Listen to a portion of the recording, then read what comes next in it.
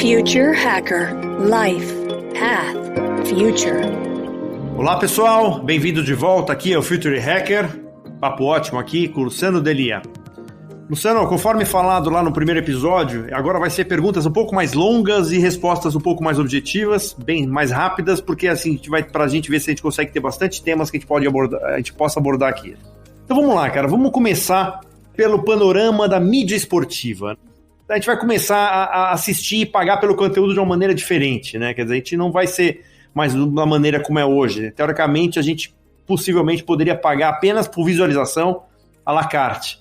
Né, cada vez mais decidiremos o que a gente pode ver, incluindo ângulo de câmera, estatística, entrevistas, etc. Você acredita que esse é o novo cenário, esse é o novo panorama, né, da mídia esportiva? André, eu acredito que, com certeza, esse é o novo cenário, e também acredito que, em relação a treinamento, fitness, boa forma, bem-estar, o nome que você queira dar a esse nicho e a esse mercado.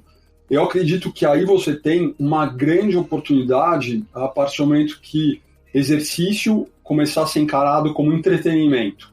Tem alguns, poucos na verdade, mas você tem bons cases disso que conseguiram escalar e alavancar muito o seu alcance a partir do momento dessa mudança de mindset.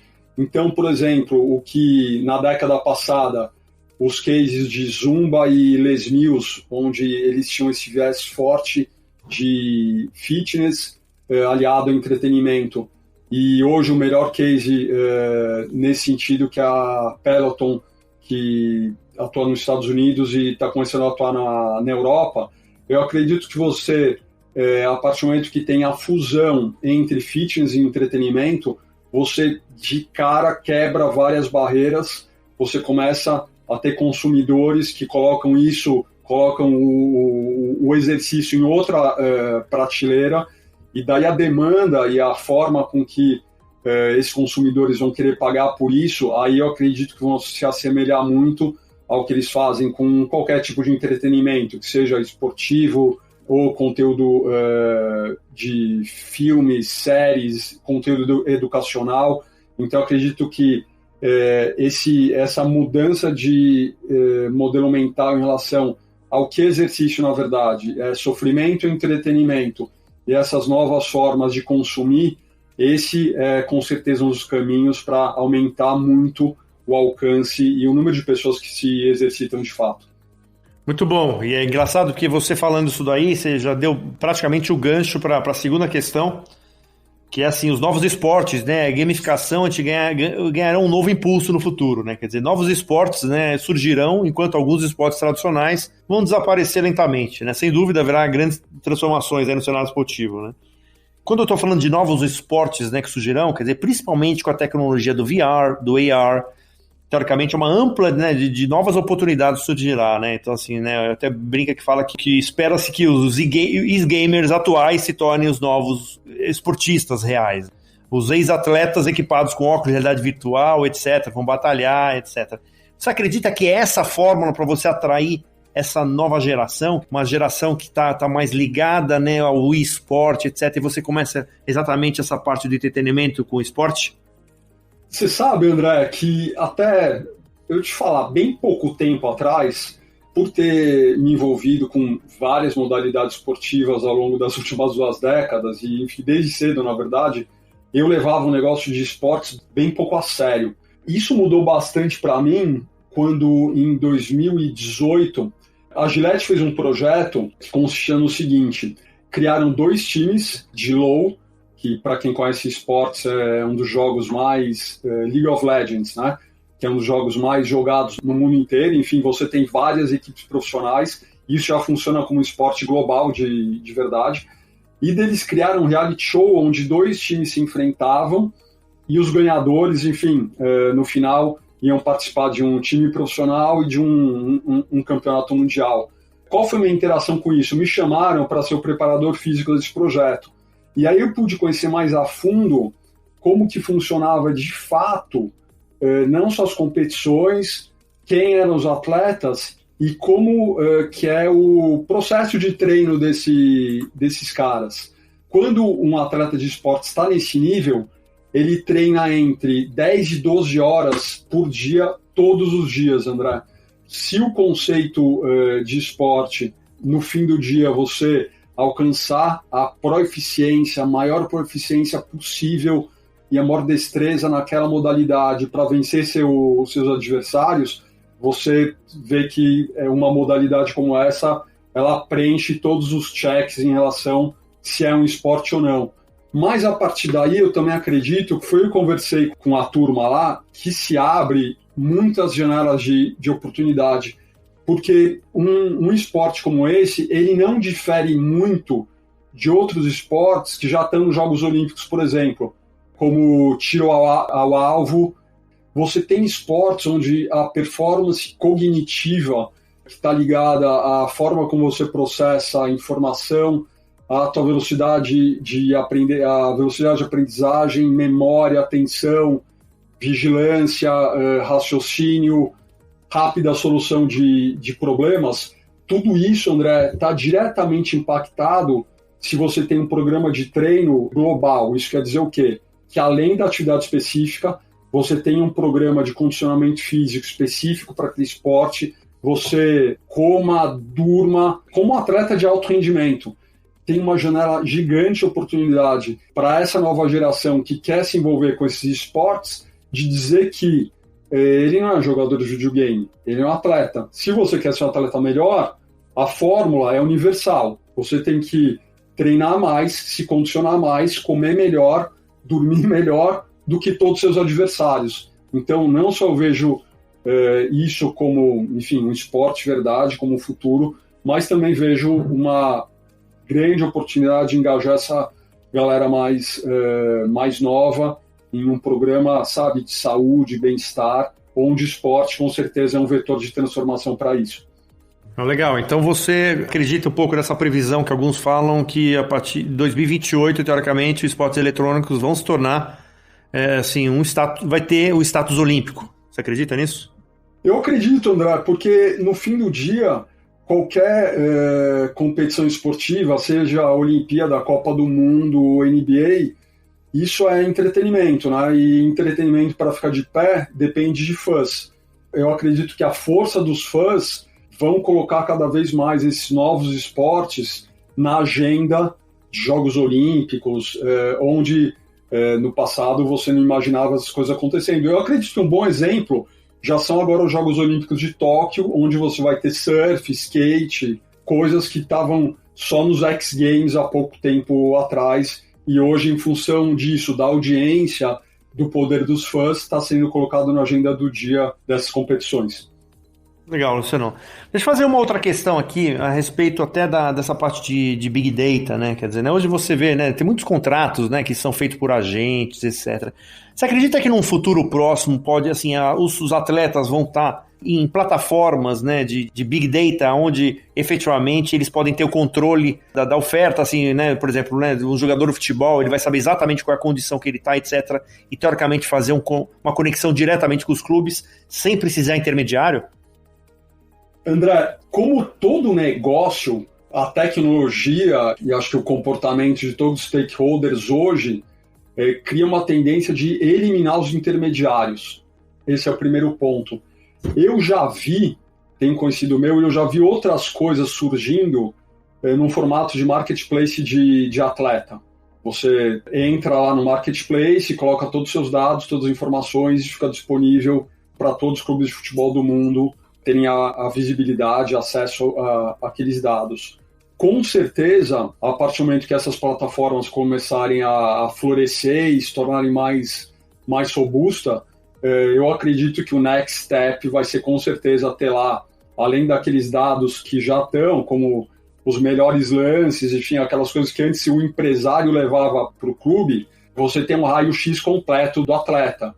Então, ter todo o histórico médico, todas as lesões, um screening atualizado de performance. Isso é alguma coisa que as ligas profissionais americanas, como são entidades privadas, né, e todos os times estão dentro da mesma organização, ele já tem as regras, já faz alguma coisa parecida com isso.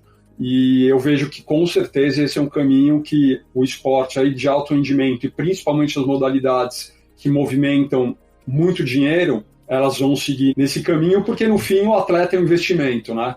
E para todo investimento, o que você quer, no fim, é ter bastante visibilidade, enfim, de todos os ativos, mas também todos os passivos daquele investimento.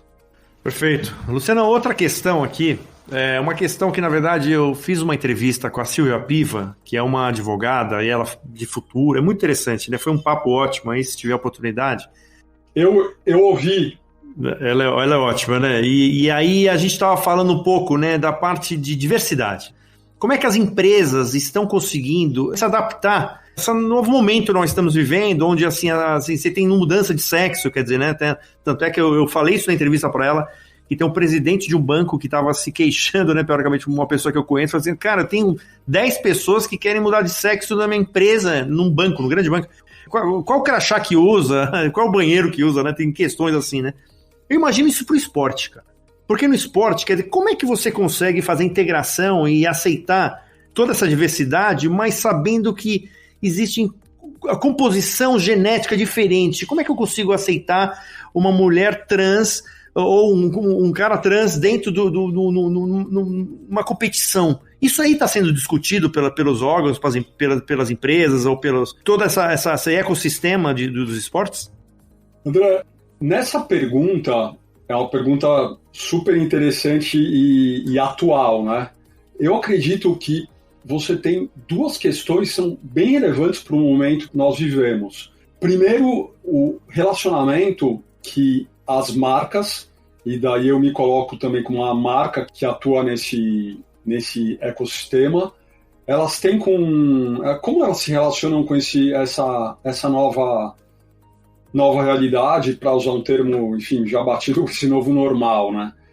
Eu acredito que uma marca, muito mais que o logo, que as cores, é a identidade, enfim, são as pessoas que fazem aquilo continuar vivo e fazendo a diferença dentro da comunidade, dentro do ecossistema que nós estamos. A partir daí, eu vejo que todas as marcas hoje fazem um movimento, primeiro, bem positivo na minha visão. Primeiro, de entender essa nova realidade e saber não só como se comunicar com o público, mas com essas pessoas que estão buscando se posicionar de uma maneira diferente nesse novo mundo.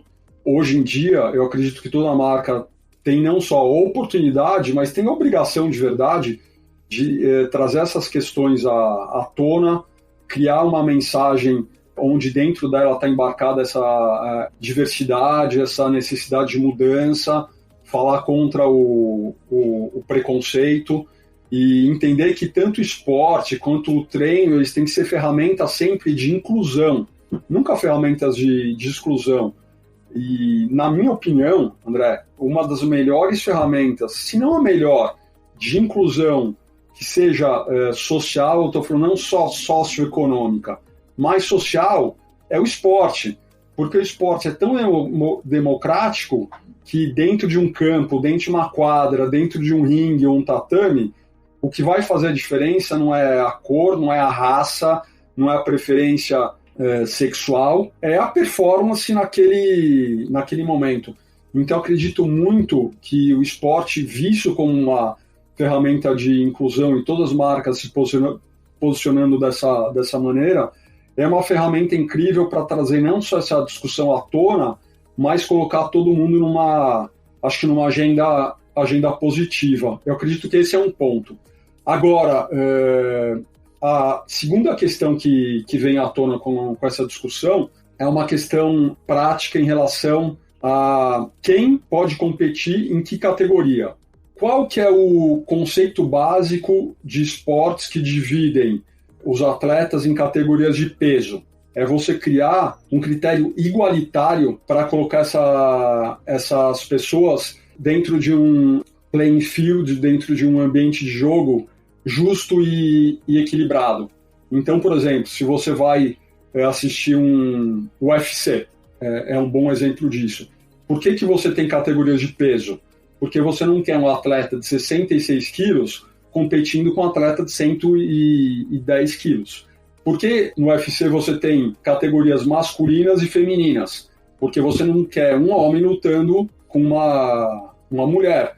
Não em função de habilidade, destreza ou qualquer tipo de preconceito, mas porque você quer garantir um equilíbrio mínimo para que você tenha uma competição justa.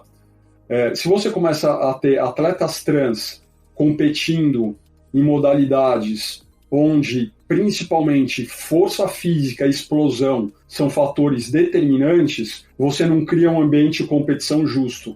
Você tem a Agência Mundial Antidoping tentando balizar e regular esse processo, mas, na minha opinião, por mais barreiras, mais critérios que você coloque, isso é impossível de ser feito. Nunca você vai conseguir criar um ambiente de competição justo se você tem que colocar na mesma arena alguém que nasceu como homem competindo com alguém que nasceu como mulher. E isso não tem nada a ver com o critério de seleção em função de opção sexual ou gênero, etc. Tem a ver, na minha opinião, com você criar um ambiente de competição justo e minimamente equilibrado. Perfeito. A perguntinha meio uma saia justa.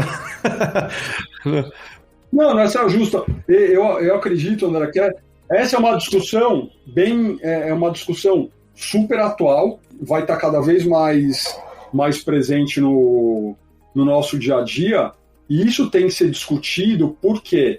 Porque você tem situações onde você desequilibra o ambiente competitivo. Vamos dar o exemplo da jogadora de vôlei do Brasil, que ficou considerada a melhor jogadora da liga profissional aqui, que é uma mulher trans.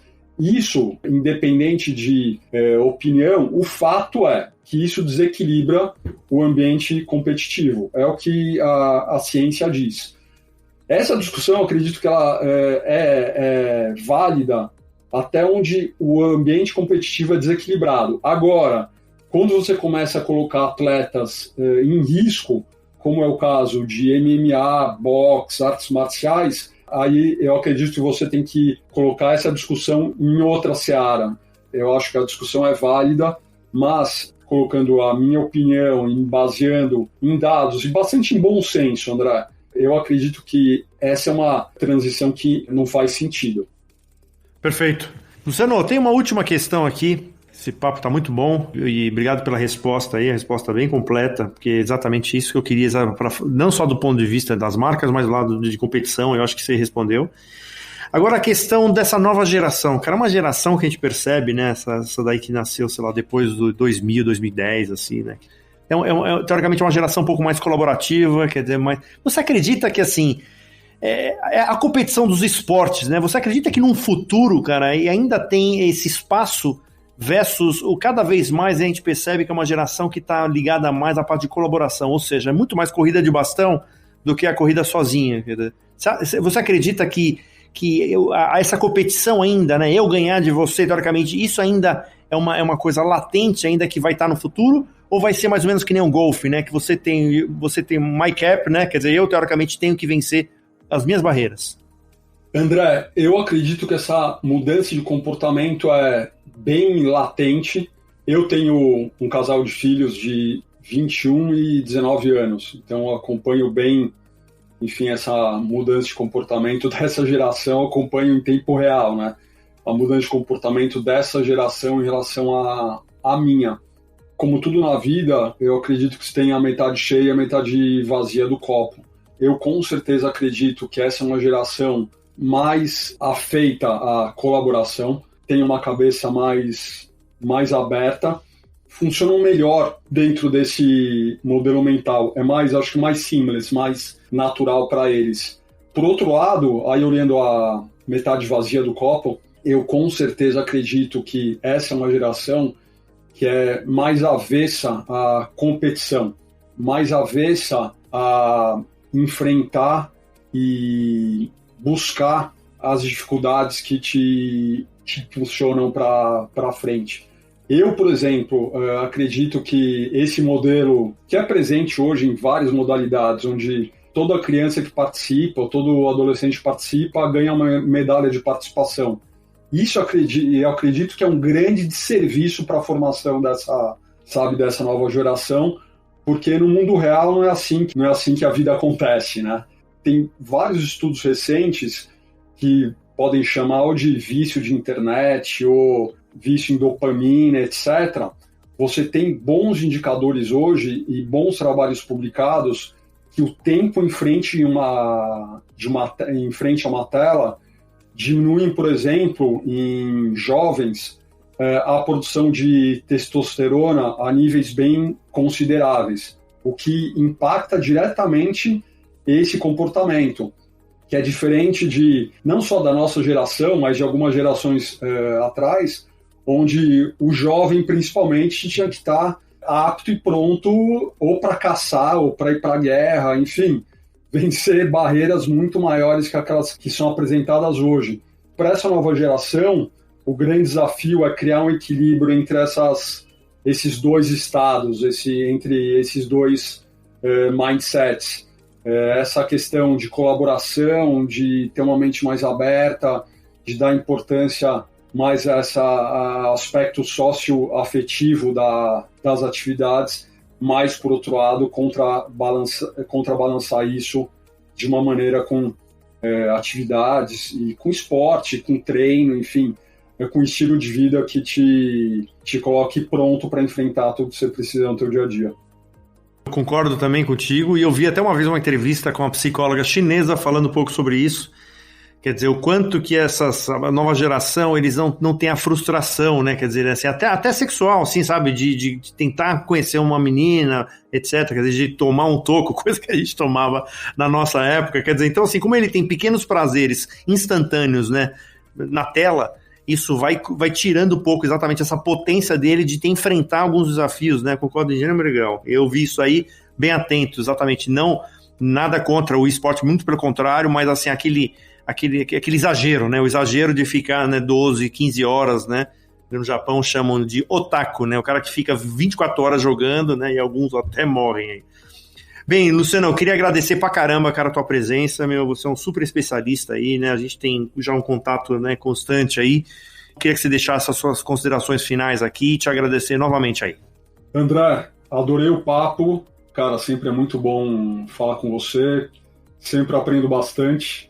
Como última consideração, eu quero colocar uma reflexão que eu tenho feito bastante nos últimos tempos, que é a definição de saúde. Hoje em dia, e principalmente por tudo que aconteceu no último ano, eu vejo quase que um senso comum de achar que saúde é a falta de doença, quando, na verdade, saúde é um estado de plenitude física, mental e social que só é possível se você faz algumas coisas regularmente. Se você se exercita, se você dorme bem, se você tem uma boa dieta, se você tem uma ingestão regular de alimentos saudáveis, e você se preocupa a todo momento com essas três dimensões. Você se preocupa com a tua saúde social, a tua saúde mental e a sua saúde física.